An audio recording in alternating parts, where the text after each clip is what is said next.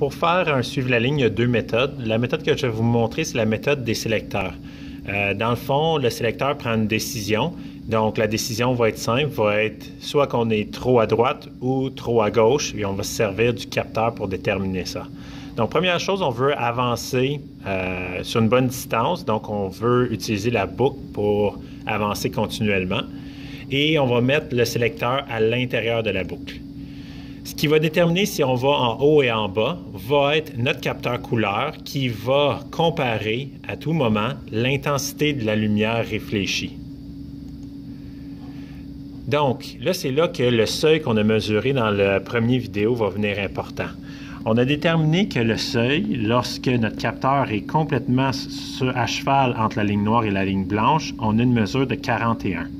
Ça veut dire que quand c'est supérieur, c'est trop blanc, et quand c'est inférieur, on est trop dans le noir, donc on est trop à gauche.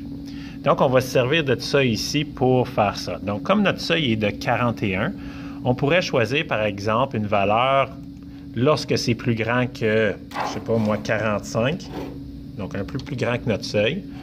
Lorsque la valeur est plus grande que 45, cela signifie qu'on est trop dans le blanc. Donc, il se trouve que notre robot qui suit la ligne se trouve à être trop à droite. Donc, il y a une valeur qui est trop blanche, disons, trop élevée.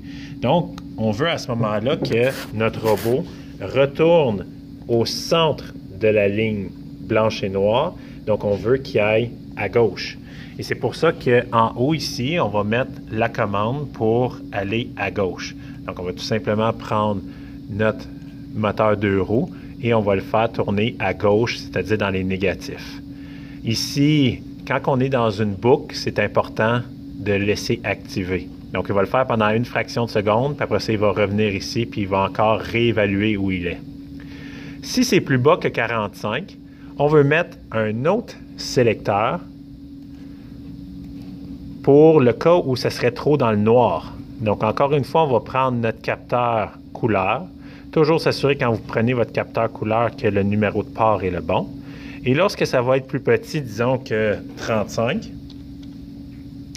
à ce moment-là, ça c'est la situation où le capteur est trop dans le noir. Donc, notre robot qui essaie de suivre la ligne est trop à gauche, donc il doit revenir et aller vers la droite.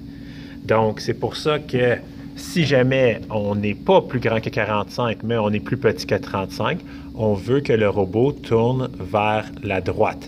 Donc, on va mettre encore une fois activé et on va prendre une valeur positive pour dire de tourner vers la droite.